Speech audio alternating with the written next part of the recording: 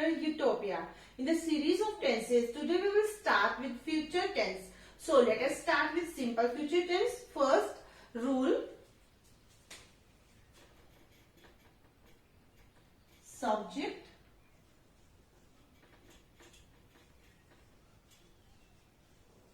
shall, will, V1, object.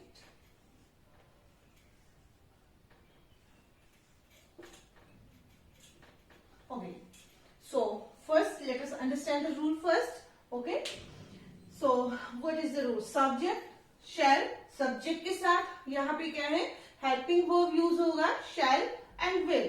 Okay, अब shall और will का यूज कैसे होगा ये भी आपको क्लियर करती हूँ. shall जो है वो सिर्फ यूज होगा फर्स्ट पर्सन के साथ. Okay, first person means I and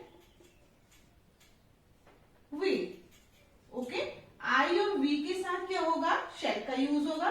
और बाकी जितने भी हैं, ठीक है, सेकेंड पर्सन, थर्ड, प्लूरल, ठीक है, सभी के साथ क्या होगा, बाकी प्लूरल और सिंगुलर हर एक के साथ, सिंगुलर के साथ भी सबके साथ क्या होगा, विल का यूज होगा. ओके, एक बार फिर से ध्यान से समझ लेना कि शैल का यूज क्या है. शैल जो हेल्पिंग वर्ब है वो यूज होगा, it will use with only first person. और फर्स्ट पर्सन क्या होता है, I and we. Okay, and will be use with third person, second person, plural and singular. सभी के साथ क्या होगा, थर्ड पर्सन का यूज होगा. और थर्ड पर्सन तो थर्ड पर्सन में ही, शी, इट, दे, ठीक है, दे प्लूरल में आ जाता है थर्ड पर्सन में. और सेकंड पर्सन यू. ओके, इन सबके साथ क्या होगा, विल का यूज होगा. और उसके बाद V1 साथ में object. Okay, so that is all about the rule. Now let's take an example.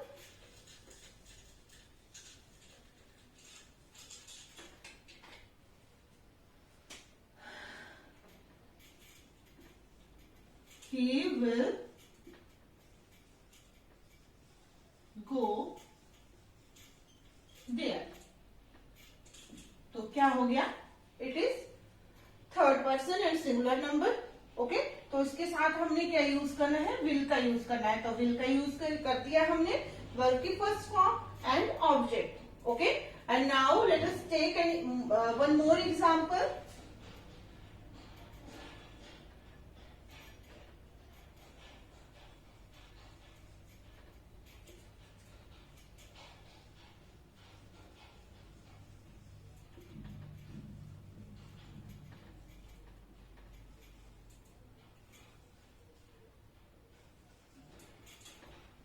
Okay, तो this is first person we.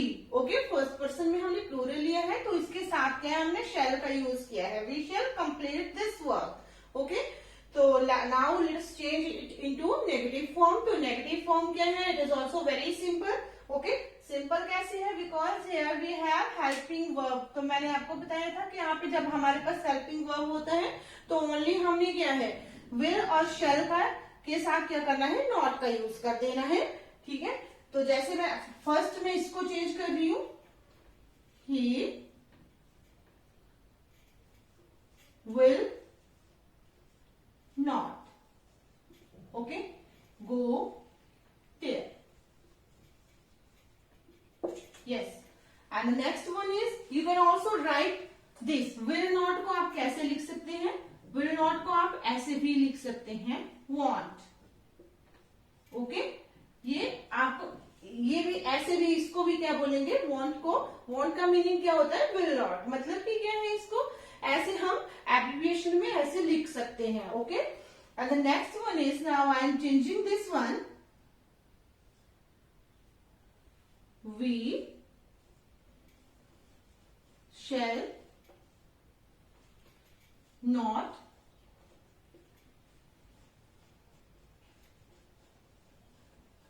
complete this work. Okay, तो विल नॉट को हमने क्या लिखा लिखा शॉर्ट फॉर्म में want, और in the same way shall not को हम क्या लिखेंगे, shall. ओके, तो ये चीज जो है यहाँ पे आके क्या होता है, कई बार स्टूडेंट्स क्या है पजल हो जाते हैं कि ये शॉर्ट क्या आ गया। शॉर्ट का मीनिंग भी क्या होता है, शैल नॉट होता है। ठीक है, तो इसको याद रखना है। This is what and this is short. ठीक है, वी शॉर्ट ऐसे भी बोल सकते हैं, वी ही वॉन्ट ऐसे भी बोल देंगे तो भी क्या होगा, ये नेगेटिव फॉर्म में चेंज हो जाएगा। And in interrogative form it will change like this. इसी को आगे मैं इंटरोगेटिव में चेंज कर देती हूँ, shall we complete this work, question mark. तो ये क्या हो गया हमारा, ये हो गया हमारा interrogative sentence. Okay, so let's take a quick revision of this tense again. Okay, it is simple future tense. Here we have helping verb. Helping verb, we will first take a look to the rule. Subject plus shall will plus V1 plus object. Okay, so here's which subject we will with subject when subject first person. Okay, subject first person जब होगा तो उसके साथ we will use shall. Okay, I shall, we shall. Okay, जब subject होगा third person, second person, you will, he will, she will, they will. Okay, सभी के साथ will का यूज होगा. Okay, and next one is first form of the verb and then object. Okay, and last next example तो आपने understand कर लिए. ठीक है, कि एज इट इज, अगर हमें फॉर्मूला क्लियर हो जाता है, इसका जो रूल है, if it is clear then we can understand it properly. Okay, तो हमें कोई भी प्रॉब्लम आने नहीं वाली है टेंसेस में. सिर्फ क्या है, हमारे माइंड में फॉर्मूला जो है, ये रूल जो है, ये एकदम से माइंड में फिट होना चाहिए.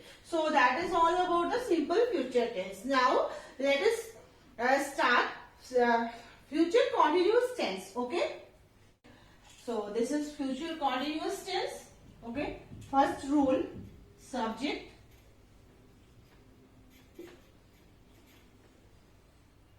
shall be, will be, V1, ing, object. Okay, so let us understand the rule first.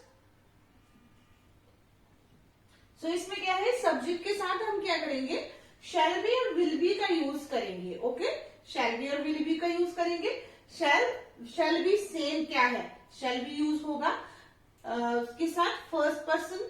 ठीक है, और ओनली फर्स्ट पर्सन के साथ. और will be यूज होगा सेकंड पर्सन, थर्ड पर्सन और सिंगुलर एंड प्लूरल एवरीथिंग. ठीक है, हर किसी के साथ क्या होगा, विल बी का यूज होगा. तो ये चीज आपने याद रखनी है. इसमें बी का यूज होगा. ठीक है, बिकॉज क्या है, because we have already helping verb. Will हमारे पास सिंपल में भी होता है. अब इसको हम कॉन्टिन्यूअस में जब चेंज करेंगे तो उसके साथ जो है शैल और विल के साथ बी का यूज होगा. ये चीज का ध्यान रखना है आपने. And the next thing is V1 plus ing. वो मैं आपको डेली हर टेंस में जो भी कॉन्टिन्यूअस आता है उसमें आपको क्लियर करती हूँ कि क्या है, ing का यूज किसके साथ होता है, फर्स्ट पर्सन के साथ होता है.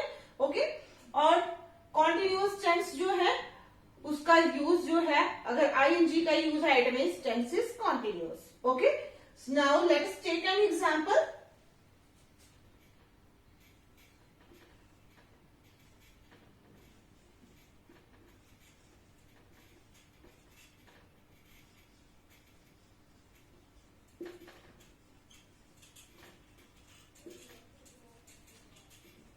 He will be washing his car.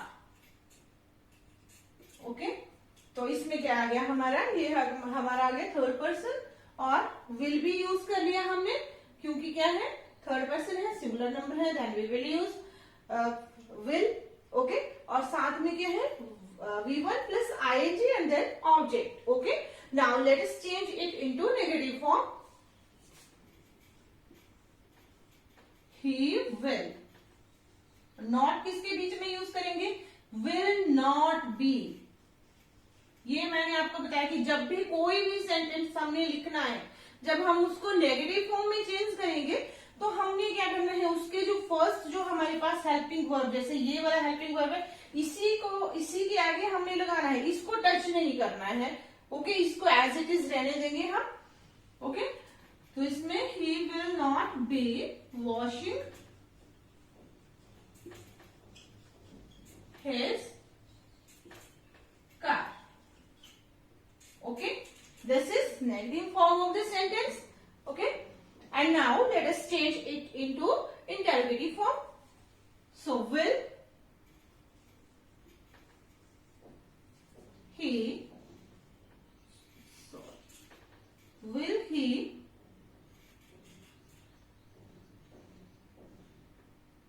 be washing his car?